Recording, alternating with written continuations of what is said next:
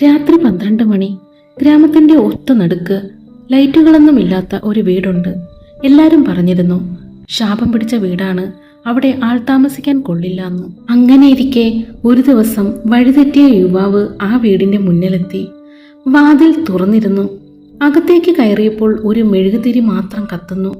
അതിനടുത്ത് ഒരാൾ തലകുനിച്ചിരിക്കുന്നു. അവൻ അകത്തോട്ട് നോക്കി. ചേട്ടാ, കുടിക്കാനായി കുറച്ച് വെള്ളം തരാമോ എന്ന് ചോദിച്ചു. അയാൾ മെല്ലെ തല ഉയർത്തി അവനെ നോക്കി. അവൻ ആ മുഖം കണ്ട് അക്ഷരാർത്ഥത്തിൽ ഞെട്ടി. അവന്റെ ശബ്ദം ഒന്നുപോലും പുറത്തു വരുന്നില്ല. കാരണം അത് അവന്റെ തന്നെ മുഖമായിരുന്നു.